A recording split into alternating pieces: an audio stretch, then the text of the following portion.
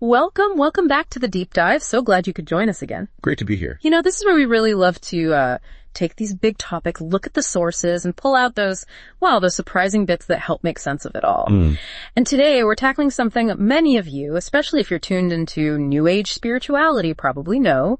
The third eye, the pineal gland. Right, familiar terms. And this is the key thing, we're looking at it through a very specific lens, a disciplined Sufi understanding. How does it really connect to spiritual ascension in this context? Exactly. Our deep dive today focuses entirely on the teachings of Sheikh Nurjan Miramati, drawing straight from a specific YouTube source. So this isn't just a general overview. Not at all. It's a specific path, and honestly one that often gets misunderstood or, let's say, generalized. What we'll explore is a framework that's quite distinct, offering a really structured approach. Yeah, structured and transformative, it sounds like. This isn't just theory, it's about a living, energetic, spiritual practice. So let's get into it. Let's unpack this perspective, starting with maybe the biggest redefinition right off the bat. Let's do it. Okay, so in a lot of circles, maybe especially New Age ones, the third eye, it's this mystical spot, right? Forehead, intuition, psychic stuff. That's the common idea, yeah. The idea that you use your mind to see beyond the physical. But Sheikh Nurjan Miramati, in the source, he offers a really fundamental shift on that. What's the core difference here? It's a crucial difference, actually. He clarifies that in this Sufi way, the real third eye, it's got nothing to do with your physical eyes. Yeah. And importantly, it's not vision from the mind either. Not the mind. Okay, so where does it come from? It's vision directly from the soul and the heart. The source talks about al-Bazira. Al-Bazira. Which basically means the people whose hearts are opened. And for these people, their spiritual sight, their insights, they come only from the soul. Only the soul. Yeah, and the Sheikh is really emphatic about this. There's even a warning in the source, something like, the mind is a dangerous place to use for these connections. Wow. Dangerous. That's strong. It is. It underscores that real insight in this tradition isn't about, mental gymnastics or just imagining things. It's through a purified heart that can actually receive these deeper, real experiences. It's a total shift in focus. Okay, that's huge. So if it's not about mentally picturing things or staring at a spot, how do you actually do that? How do you cultivate seeing with the soul without using the mind? Does the source give practical steps? It does, yeah. There's the specific meditation technique described. During meditation, you're told to actually lower your head. Lower the head. Why? So that you don't try to see from your eyes. That's the quote. The whole point is to consciously disengage from physical sight and mental effort. The aim is for your soul to connect directly, to see the Sheikh, not for your eyes to focus on anything. It's about developing that inner vision, bypassing the senses and the mind. It's active training, really. Shifting your perception inwards. And this inner seeing, this technique, it connects to another idea from the source. Nizar, right? Can you explain that link? Because it sounds like it's not just your own effort. Precisely. That's a key piece. This inner connection is massively helped by the nose. The gaze. The spiritual gaze, yeah, or glance from the Sheikh. Yeah. And it's not just looking. It's described as this powerful channel, almost like a targeted energy transfer, directly into the disciple's heart. Wow, like a download. Kind of, yeah. It opens that channel for the heart to connect and receive. And the source really stresses that this level of training, learning to receive through inner vision and the Sheikhs and Noahs, it's all laid out in detail in the book, The Timeless Reality. It's mentioned as vital for anyone who seriously wants to understand and apply these practices. It's very systematic, very structured, not just casual dipping your toes in, That distinction, mind versus soul vision, and the Sheikh's gaze actively helping, that's really powerful. It totally reframes spiritual seeing. But, okay, the next logical question for many, I think, is how does this inner shift, this soul-heart connection, how does it become, tangible, physically experienced? Does the source talk about how the energy shows up outwardly? Oh, absolutely. And this is where it gets really interesting. Moving from the subtle to the, let's say, manifest. Sheikh Nurjan Miramati explains that as someone progresses, this potent spiritual energy, it's called quadra, starts to open up and actually radiate from the forehead. From the forehead, okay. Yeah. And it's not just a feeling or an idea. It's described as a direct reflection of a deeper power, quadra, which is this immense spiritual force located in the heart. So the heart power gets pushed out to the face. Basically, yes. push onto the face, manifesting as this, palpable energy. And where does this energy, this kudra, come from ultimately? Well, it's directly linked to Allah Almighty's attributes. Yeah. Specifically Al-Qadir, the all-powerful, and Al-Muqtadir, the powerful determiner. Okay. When these divine qualities start manifesting through someone, it changes them. Fundamentally, the source uses the word kamaran, meaning they become like moons. They're filled with this luminous light. It signifies they've become a clear channel for that divine power, reflecting the inner light outwardly. So it's visible, or at least palpable, not just internal. And the source mentions a practical side too, that people who manifest this can actually use it like for healing, affecting other people's energy. Yes, exactly. It mentions the ability to direct that energy and begin to affect the energy of other people for healing, which points to its tangible reality. That's fascinating. But does handling that much energy, does it affect the person physically? The source mentioned effects on their physicality. What does that mean? Is it intense? It absolutely is. You've picked up on a really important aspect. This isn't just symbolic. The source describes the body potentially becoming overheated. Yeah, and experiencing many effects on their physicality because of the amount of that energy flowing through. It doesn't list every single symptom, but it makes it clear these are real physical experiences.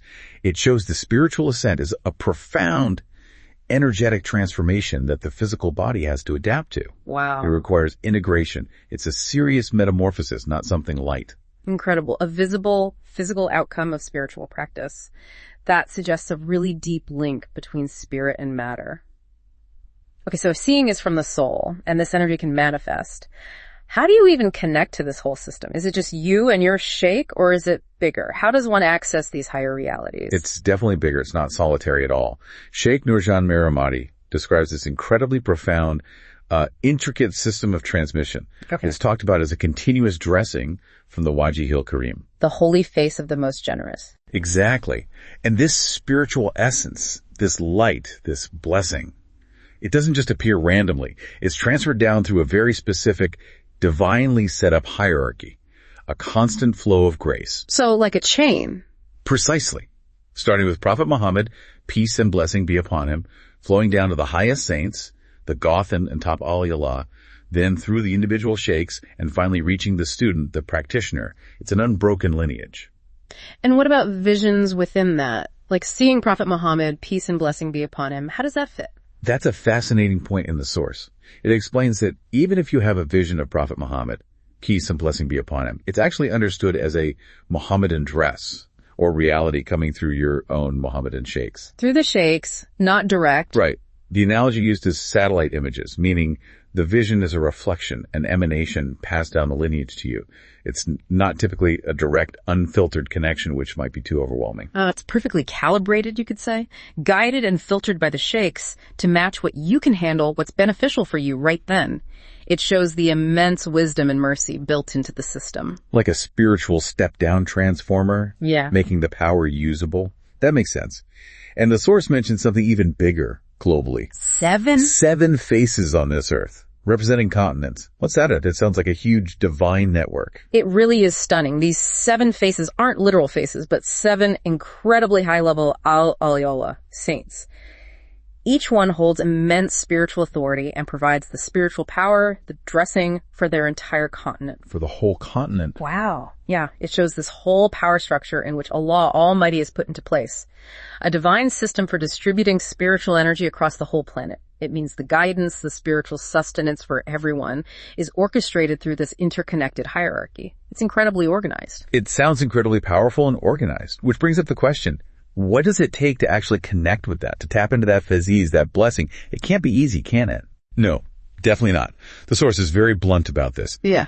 Connecting to that light, that faiz, it requires great struggle. Great struggle. It explicitly says it is not easy to achieve. This isn't about casual interest or just reading books. It's a path of intense discipline, deep commitment, real effort. You have to purify yourself, invest yourself fully to become capable of receiving that kind of divine energy. It's a transformative journey for the truly dedicated. Okay, that makes complete sense. Discipline and effort. So beyond the meditation, the interconnection receiving through the hierarchy, the source talks about another vital piece, action. Discipline and action. What is that? Yes, this is crucial. It emphasizes the significance of Writing, like journaling. Not just any writing, specifically physically writing with a pen or pencil. The Sheikh stresses this point, quoting, Alam bil qalam, taught by the pen. He explicitly says, not taught by the keyboard. Wow, okay, pen and paper. Why? Because this specific act, writing out salawats, the praises on Prophet Muhammad, peace and blessing be upon him, and writing the haqqais, the spiritual realities this action is described as something that burns into your heart and burns onto the soul. Burns onto the soul. It's this intense, focused, physical act that truly internalizes the knowledge, embedding it deep within you, far beyond just understanding it intellectually. This is what prepares someone to teach these realities authentically later on. So by doing this writing, you essentially become, the source says, a qalam, a pen, for Prophet Muhammad, peace and blessing be upon him. Exactly.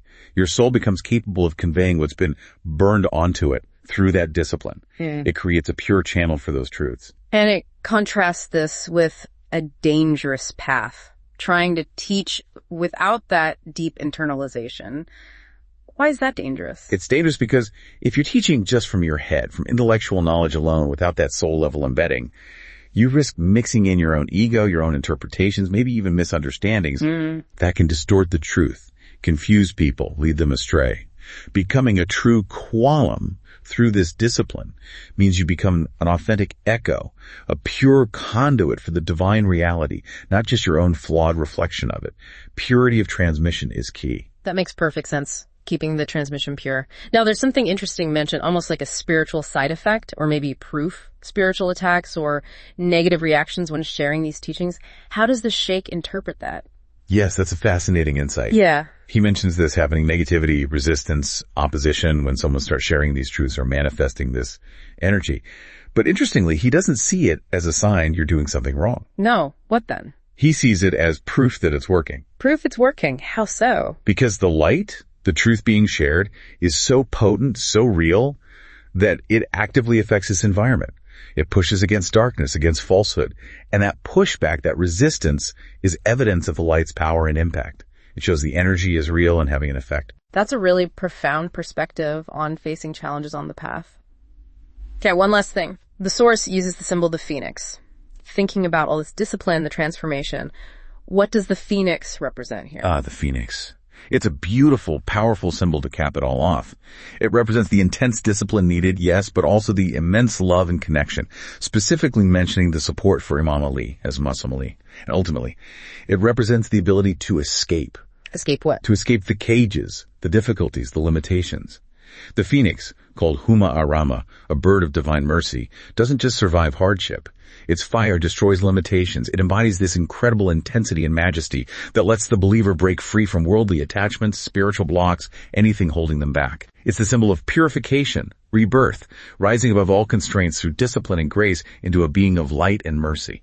The ultimate spiritual ascension. Wow. Okay, so bringing this all together, Sheikh Nurjan Miramati's teachings, they really offer this incredibly specific, disciplined, and, well, deeply transformative way of understanding the third eye and spiritual growth. Absolutely. We've gone from seeing the third eye not as mental imagination, but as real soul-level vision. From the heart. To understanding how spiritual energy, quadra, manifests physically, how it flows through this amazing divine hierarchy. Right, its whole structure. And the absolute necessity of active discipline, like that powerful act of writing, to truly internalize it all. It's so much more than just an idea. It's a living path to, well, metamorphosis. It really is. And it presents a challenge, I think, for all of us interested in spirituality. It makes you ask, are my practices just about, gathering information in my head? Are they mainly intellectual? Or am I genuinely striving for that soul experience? Am I engaging in a structured path, one that involves purification, real connection, leading to those tangible shifts the Source describes? It really prompts that question. Are we seeking understanding, or are we truly seeking transformation of the soul? Yeah, it pushes us to think about the difference between just learning about something and actually embarking on a disciplined path that leads to those real energy shifts, that perfected character, like that rising phoenix. Something profound to consider. We really encourage you to explore the source material further. Definitely worth digging deeper. Thank you for joining us on this deep dive. We'll see you next time.